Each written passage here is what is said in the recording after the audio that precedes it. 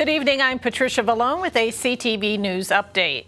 Topping our news tonight, COVID-19 continues to dominate the news. With the numbers rising, Governor Larry Hogan updated Marylanders about the state's effort to stop the spread of the disease.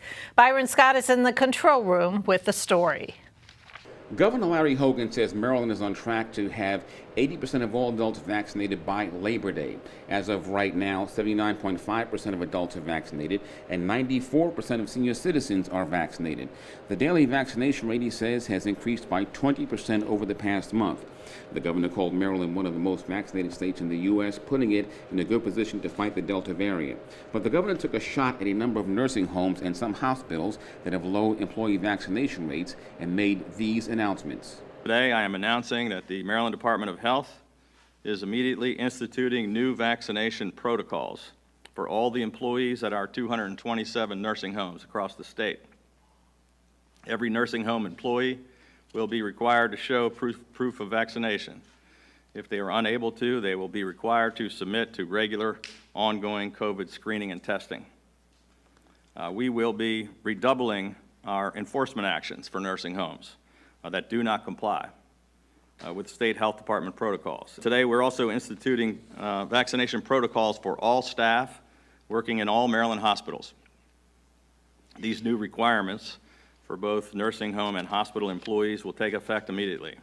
So again, the message on the part of the governor is to get vaccinated. To find out where you can get your vaccination, go to covidvax.maryland.gov. I'm Byron Scott. And officials continue to urge residents to get vaccinated against the coronavirus. Across the region, the numbers are going up. Here's the latest. The Maryland Health Department has confirmed 1,012 COVID cases since yesterday. The positivity rate in Prince George's is 6.69%. 8 people have died from the disease since yesterday. 630 remain hospitalized, and that is 19 more than yesterday. And the state's top health official is urging employers to require workers to be vaccinated. Health Secretary Dennis Schrader says the state is not considering a vaccine mandate. Instead, he hopes to nudge employers into taking action. The University System of Maryland, several hospitals, and a health insurance company have announced employee vaccine mandates. But Schrader is hoping all companies follow suit. About 60% of Maryland's population is now fully vaccinated. Meantime, members of the General Assembly's Vaccine Oversight Work Group met yesterday. Members, including Jim Rosapep, are urging the state to require vaccinations for all eligible students returning to classrooms. And the White House is announcing plans to allow fully vaccinated Americans to get booster shots beginning next month. Adults 18 years old and older will be eligible for booster shots 8 months after receiving the second dose of the Pfizer or Moderna vaccine. The booster shots are expected to begin on September 20th. However, the Biden administration says the plan is pending an independent FDA evaluation. The CDC will also have to issue a booster dose recommendation. The plan ensures that people who were fully vaccinated earliest in the vaccination rollout will be eligible for a booster first. This includes our most vulnerable populations, like our healthcare providers, nursing home residents, and other seniors. We will also begin delivering booster shots directly to residents of long-term care facilities. Given this body of evidence, we are concerned that the current strong protection against severe infection, hospitalization, and death could decrease in the months ahead, especially among those who are at higher risk or who were vaccinated earlier during the phases of our vaccination rollout. Officials say they are waiting for data about whether booster shots are needed for Americans who received the Johnson & Johnson vaccine. Well, as the Taliban takes hold in Afghanistan again, many are particularly concerned about the future of women in the country.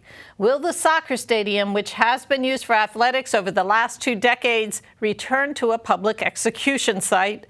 In the second part of our interview with journalist Atiya Abawi, she talks about how far Afghan women have come in the last 20 years and her fears of dark days to come. Women were going to school, women were in the parliament and the politics. A woman ran for president. I think a couple women ran for president at one point. There were female doctors again, female midwives. girls going to university, a female robotics team that was internationally known.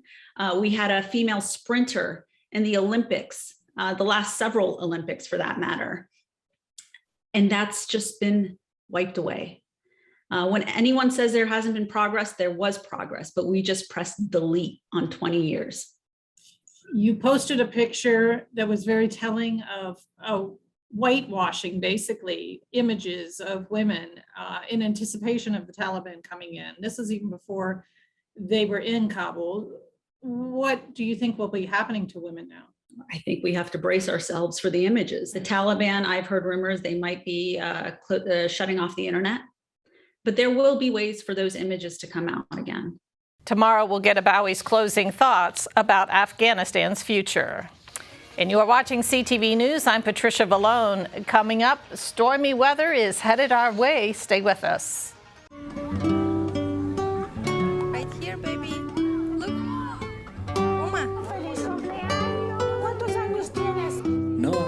Something more than a birthday is happening here. Once you can see it, you can help. The sooner you recognize the signs of autism, the sooner you can make a lifetime of difference for your child. Start by answering a few simple questions at screenforautism.org. What if you could feel in control of your retirement in just a few clicks? At aceyourretirement.org, you can. Start with a free 3-minute chat with Avo, your friendly digital retirement coach. Just answer some simple questions like, how do you feel about your ability to save for retirement? Or in how many years do you want to retire? To get free action items customized just for you, get your retirement back on track at aceyourretirement.org. Welcome back. Well, brace yourself for some heavy rain and winds. The National Weather Service has issued a tornado watch for the area. Remnants of Tropical Depression Fred are expected to hit the region this afternoon, bringing gusty winds and rain. The watch is in effect until 8 p.m. Well, after 4 years as Montgomery County Health Officer and navigating the jurisdiction through the pandemic, Dr. Travis Gales says he is stepping down. Gales notified the county executive and council members early this morning by email.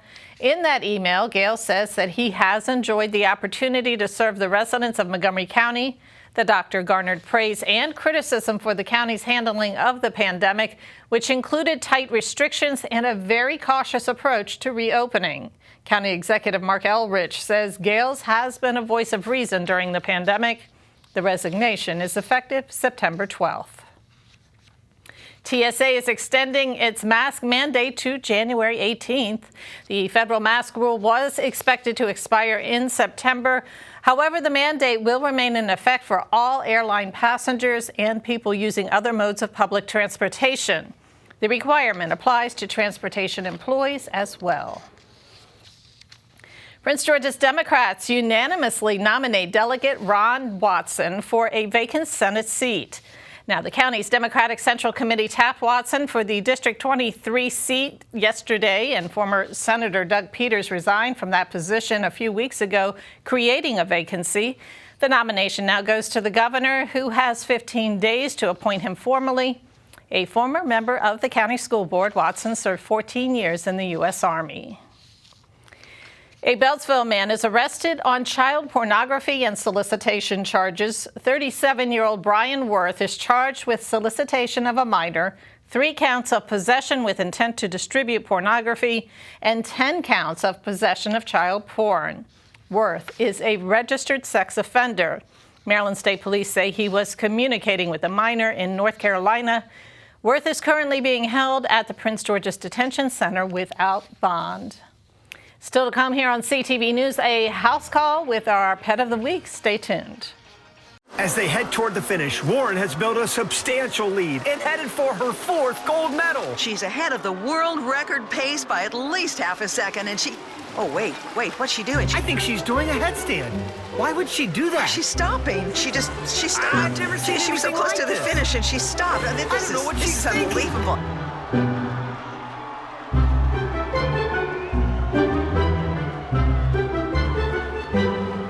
I've never.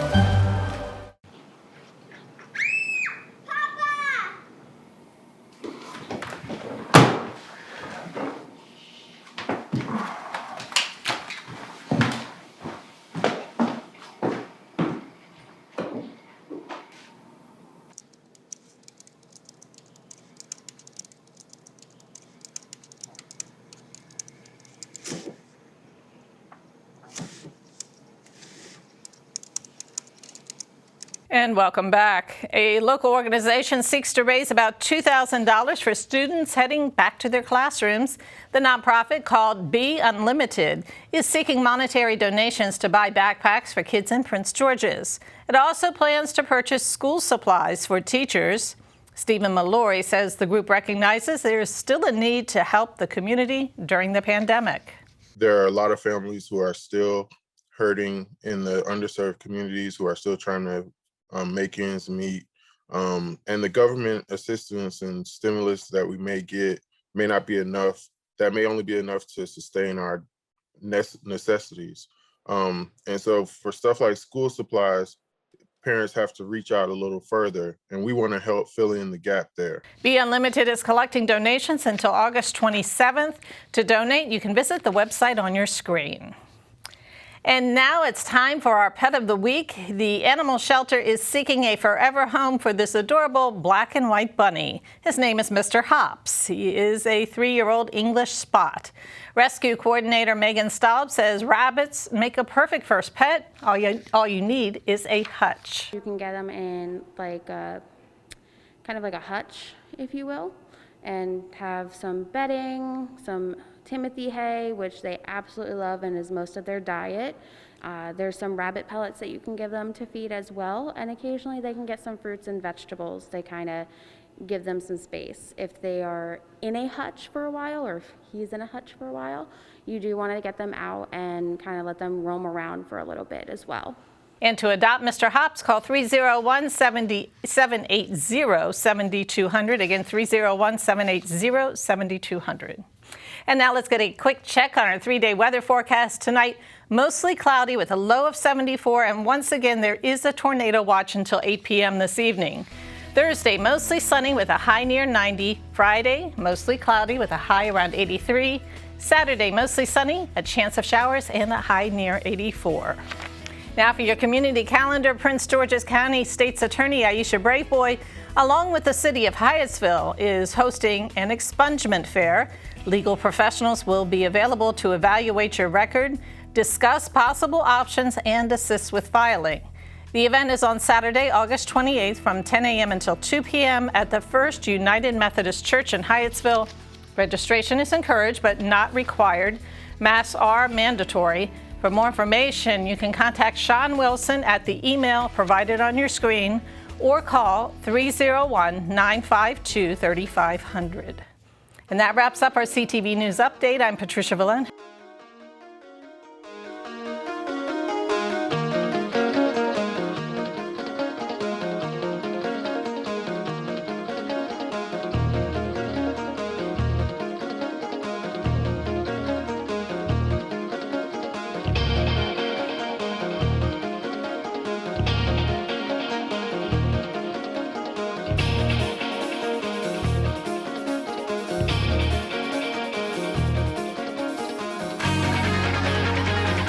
The COVID-19 vaccines can be our chance to get back to our plans, who we are, what we miss, to get back to each other, to life. But it's okay to have questions, like, how were the vaccines tested? In rigorous clinical trials among adults of diverse backgrounds. Can the vaccines give you COVID-19? You cannot get COVID-19 from a vaccine. Why should I get vaccinated?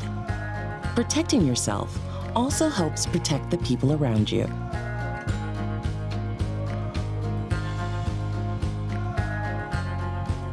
Find the latest information at getvaccineanswers.org.